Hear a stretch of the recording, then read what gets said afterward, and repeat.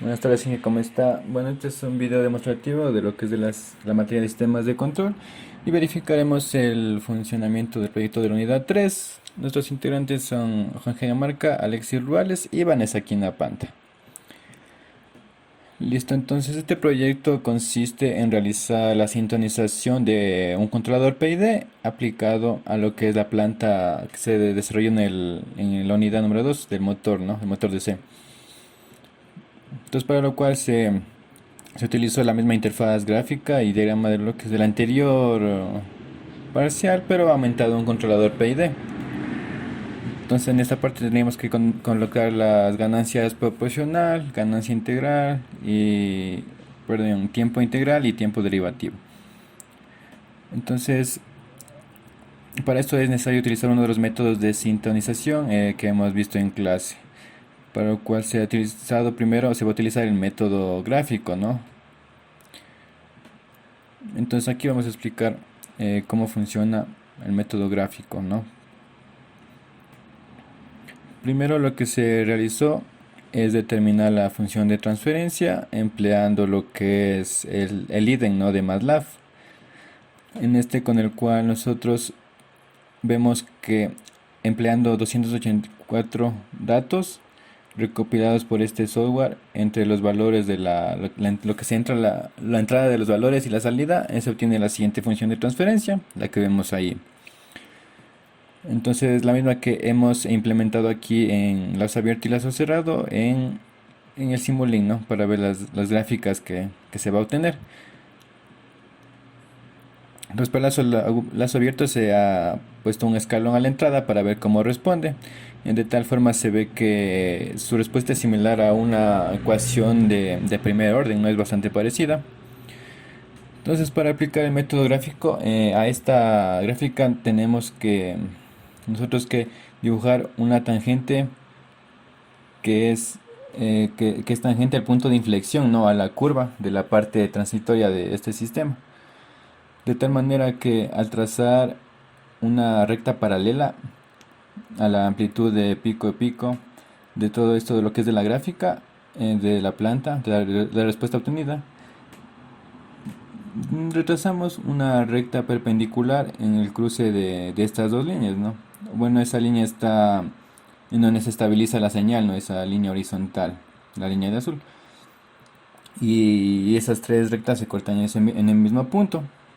Entonces así podemos comparar la variación de tiempo que existe desde el inicio de la recta tangente hasta donde se corta la perpendicular, ¿no? La línea verde.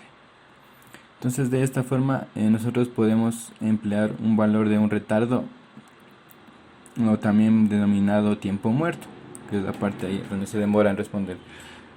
Entonces nos va a permitir desarrollar el método de Sigurd-Nichols, este método de lazo abierto. Este, bueno, consiste en aproximar lo que es las constantes de ganancia proporcional, tiempo integral y tiempo derivativo. Esto lo aproximamos a unos valores que nos permitan realizar el control PI o PID. Entonces, la primera condición que debe cumplir es que el tiempo muerto o tiempo de retardo dividido para el delta del tiempo que se genera por la recta tangente con el corte de la recta perpendicular debe ser mayor a 0.1 y menor a 0.3, o sea, debe estar en ese rango, ¿no es cierto? Entonces, empleando la herramienta de Signal Statistics de Simulink, podemos determinar la variación del tiempo, o también conocido como tau, en los puntos especificados anteriormente. Y además verificamos el tiempo de retardo, en este caso es de 0,15. Al realizar la respectiva división podemos comprobar que esta división sí cumple, ¿no? Porque es 0.22 que está en el rango de 0.1 y 0.3 y podemos proseguir a realizar este método. Luego utilizamos las fórmulas de la tabla para poder realizar la sintonización de las ganancias respectivas con estos cálculos, ¿no? Entonces vamos a hacer nosotros la parte de P y D. Entonces reemplazamos el valor de tau, el valor de k y el valor de l, siendo k el valor que existe de la amplitud de la curva de la respuesta del escalón unitario en lazo abierto, de pico a pico, ¿no? siendo este 2,756, como muestra aquí en este cuadro negro, ¿no? Sustituyendo los valores, encontramos que la ganancia proporcional Kp es de 1,9738. Sustituyendo en la fórmula para el tiempo integral, que es 2 veces del valor de L, se tiene que el tiempo integral es de 0,030. Y sustituyendo la fórmula del tiempo derivativo, encontramos que el valor del tiempo es igual a 0,5 por L, que es 0,075. Para encontrar lo que es la constante de ganancia integral, tenemos que ver la constante proporcional para el tiempo integral, dándonos un resultado de 65,79. Y finalmente, para encontrar la ganancia derivativa, tenemos que multiplicar lo que es la constante de ganancia proporcional por el tiempo derivativo, dándonos un resultado de 0,01480. Bueno, empleando el software Simulink para lo que es interpretar escribir, ¿no?, los que son las ganancias sacadas anteriormente, se puede colocar en esa parte, ¿no?, la proporcional, la integral y la derivativa, como está aquí, y graficamos para ver la gráfica que nos dio, que es esta de aquí.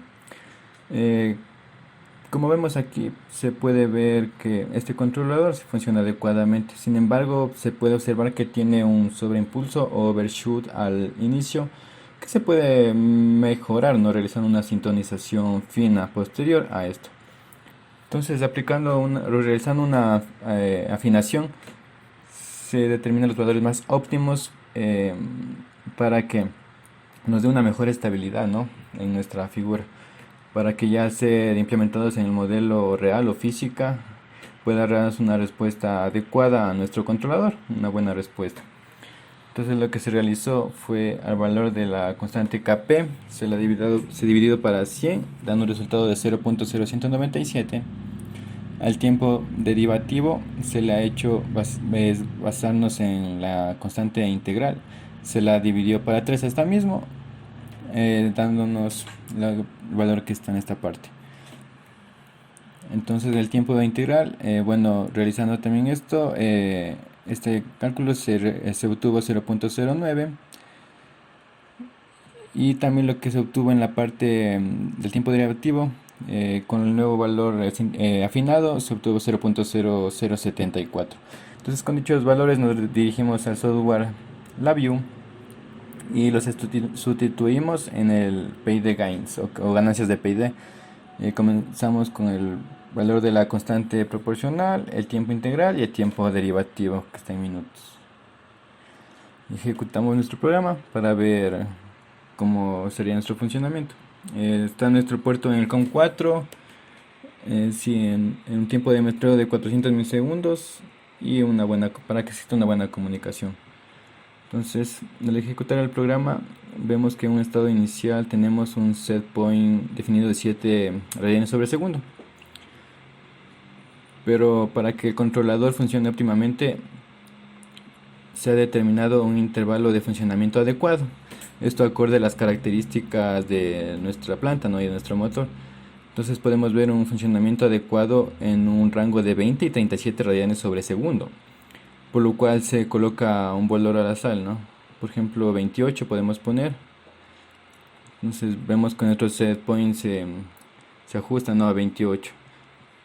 Pero este no se va a activar mientras nosotros no activemos el PID, ¿no? Entonces cuando nosotros activamos el PID, vemos la respuesta con este caso. La gráfica de color rojo muestra la salida del controlador, ¿no?, de la salida del PID aplicada a la planta. Y la gráfica de color verde muestra la salida de la planta. La gráfica de color blanco muestra el valor del set point que se fijó anteriormente. Como vemos, el set point y la salida de la planta están estabilizando, no comparten el mismo espacio, dándonos un valor de error que está en la parte inferior, dándonos un valor de 0,018 aproximadamente. Entonces vemos que es un error bien adecuado, ¿no? O sea, casi sin error, o sea, que tiene una buena respuesta, ¿no? Entonces el valor de la salida de la planta está siguiendo al set point. Entonces cambiamos el set point en tiempo real para ver qué pasa. Ponemos el valor de 35 radianes sobre segundo. Vemos que cambia el set point y vemos que la planta, bueno, el motor se trata de estabilizar, ¿no? Con un tiempo de establecimiento aproximadamente de 5 segundos. Y vemos que se trata de estabilizarse, ¿no? Al set point, las RPMs de salida del motor. Entonces pongamos otro valor de set point para ver. Colocamos el mínimo, que sería 20 en este caso. Igual vemos que se va frenando en nuestro motor. Y la salida vemos que se está adaptando al set point y le va siguiendo hasta que le llega a alcanzar con el mismo valor de tiempo de establecimiento. Entonces la sincronización por este método de Ziegler-Nichols funcionó, y con la afinación se evitó algunas oscilaciones que se tenía en la planta real. Y vemos que el error también se mantiene oscilante casi nada, ¿no? Un error de 0.18, 0.20. Podemos ver la señal también que envía el PWM, que envía el Arduino, y el valor de las revoluciones por minuto que tiene el motor en este momento. Entonces se puede verificar el correcto funcionamiento de este controlador PID implementado en la parte real del motor DC, ¿no? Muchas gracias, Inge, por su atención.